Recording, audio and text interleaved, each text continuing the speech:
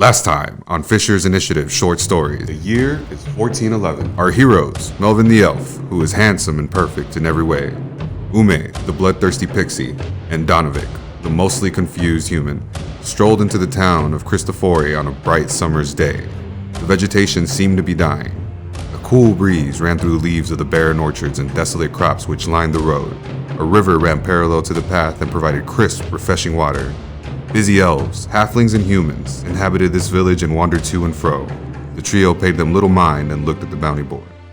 I do not trust written word. Donovic scratched his chin thoughtfully. It is much too easy for someone to be writing. Easy jobs are untrustworthy and make men weak. He took a page down off the board. There was a drawing of a gnome wearing a top hat with a potted cactus sticking out the top of it. I think you're holding it upside down. Exasperated with her friend, Ume took the paper and turned it right side up. The cactus kid, huh? Let's go get him. She passed the bounty to Melvin and rubbed the handles of her daggers. Soon, my sweeties. Soon. Melvin read the bounty with his perfect eyes. Bananas! Melvin exclaimed, his glorious hair blowing freely in the wind as people gawked in sheer awe of his majesty. Why, these ne'er-do-wells are right up the road! He rolled up the sheet and pointed it down the street to a lone house at the end of a sketchy cul-de-sac. Why he gets to be Mary Sue character? Donovic pointed at the heroic elf. Is obvious allegory of struggle between proletariat and bourgeoisie. Ume drew her blades as she slowly and menacingly flew towards the house, much like the creeping death of time or trying to survive in 2020. Quit fucking around, guys. My babies need to get stabbing. Ume charged ahead and smashed the front door down. A gnome with a green top hat with a potted cactus sticking out the top stood there, surrounded by other gnomes. Man, what the fuck, see? Why do people keep kicking down my doors, see? You're under arrest, you short scum. Melvin's perfect voice rang out in an accusatory tone, followed by an oomph after being elbowed in the gut by Ume, who is also short. Ah, man. Can't a guy rob old people and children in peace, see? Get 'em, boys! The gnomes attacked, and fierce battle ensued. Donovic swung his mighty brick around, bashing into gnomish skulls while Ume stabbed him in the face. Melvin, with his perfect teeth, smiled brightly, blinding the hapless gnome. Using this opportunity, he cast an ice spell on the cactus kid. Yeah! See?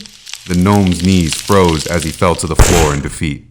Don't hurt me, see? I'll come quietly, see? Melvin struggled to look heroic as he dragged the bloody gnome to the local guardhouse. The gnome screamed in agony and kicked his legs, which were now defrosting tiny nubs. Blood pooled beneath him like a pile of amassing debt, or an overflowing adult diaper, or trying to survive in 2020. Here's your criminal. Now, about that bounty. He stuck a perfect hand out. Mortified, the clerk dropped 3,000 gold into his hand. Thanks? Oh, God, please leave. He managed to utter, trying not to vomit. Good. Now let us purchase steeds for our noble adventure. The group headed to the stables and bought 3 giant pill bugs. Needing saddles, they entered the town tailor shop. There they found a peculiar young half-elf who seemed to glow softly, much like they do. Donovic sauntered up to the counter. Why hello, my little kotik. He said, waggling his eyebrows and belching. She squinted and wrinkled her nose in disgust. No. Well, He said, leaving the store. I tried. With a shrug, he exited and sought out the nearest magic shop. We'll need saddles for 3 pillbugs, miss. Melvin spoke up, wondering why she was glowing. Sure, they'll be done tomorrow. Excellent. The duo exited the store to find Donovic speaking with the magic shop owner. I give you many thanks for these boots. Disguise is good for deceptive tasks. I'm glad to do business with you, sir. Have a good day. The gnome waved as he walked back into his shop. Now to disguise as drunk man to blend in with general population. Putting the boots on and stumbling into the local tavern, Sleazy Susan's Bar and Grill, he began asking about the happenings around town. Melvin and Ume followed suit, during which time Ume stole Donovic's boots of disguise, as a typical thief does. While talking to some gnome strippers, they learned that domestic crops refuse to provide almost any yields at all, and that the village elders at Parfalax may know more. One of the strippers handed Melvin a brick of cocaine. Do me a favor, hon. If you deliver that to him, for me, he'll probably tell you all you need to know. Aha! Then we've found our next task. The stripper and one of her co-workers went on break and briefly conversed while our hero slept at the tavern and woke bright and early the next day. So anyway, like I was saying, I had this John the other night. Like, how many are we talking here? Because, like, normally you go really hard, especially on weekdays. I've told you that you need to slow down because you're gonna wear yourself out. No, it's fine. It was just a Wednesday, so I had like 7. So what exactly did he make you do? Was it the handstand thing again? I remember the handstand thing. A lot of those guys seem to like the handstand thing. I can do a handstand and my boobs will reach my face. It's fucking phenomenal. It's a beautiful thing. I've seen it. It's wonderful. He didn't ask for the handstand thing. He asked me to do a cartwheel. He asked you to do a cut. How did that work with the whole, the floppiness? It hit me in the face, it hit him in the face, it hit him in the foot, and hit me in the gut. Hey, that's a beautiful thing, though. Did he at least, pay you extra? He paid extra and he finished early. That's a wonderful thing. It was a oh my wonderful God, thing. That's so great. Melvin awoke and stretched as he yawned. Time to collect our saddles! Melvin marched to the tailor shop as Ume and Donovic followed. They entered the shop just as the half-elf was unlocking the door. Good day, miss. May I inquire as to the status of our saddles?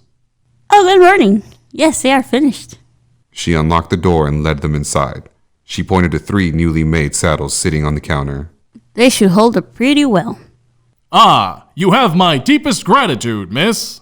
He executed a perfect bow with the humility of a saint. If I may ask, why do you glow? Her expression grew uneasy. I don't know what you mean. Melvin gestured towards his comrades. We all glow, much like you do. Do you not see? She shook her head. No, I don't know what you're talking about. She began sweeping the floor. Thank you for your patronage. She muttered without looking up.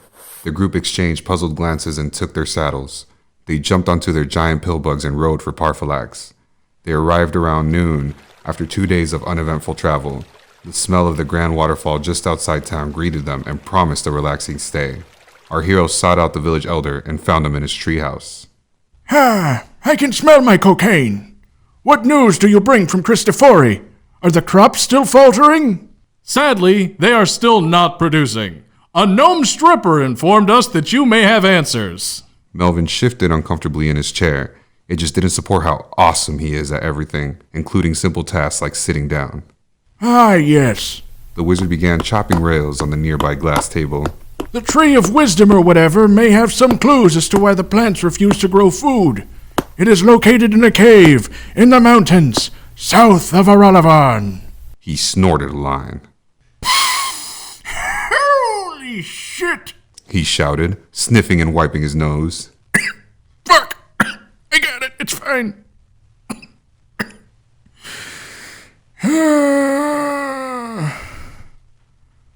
Thank you for your service, young ones. Please, travel safely.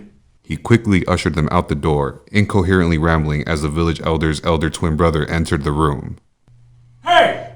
Oh, here we go again. What are you doing with my cocaine? It's my coke. You know that's not true. I bought it from the weird gnome strippers. I bought it with my hard-earned fuck you. You didn't buy shit and you know it. You were never the favorite. Give me my cocaine back. Now! Oh, you think just 'cause you're the oldest, you can tell me what to do. That's damn right. I'm the oldest. I'm 45 minutes older than you. You're gonna give me what I'm owed. You know what you can get? What's that? Bent. Oh! Why aren't the plants growing any food? Why was the tailor glowing? And will they be able to find the cave and speak to the tree of wisdom or whatever? Find out next time on Fissure's Initiative Short Stories.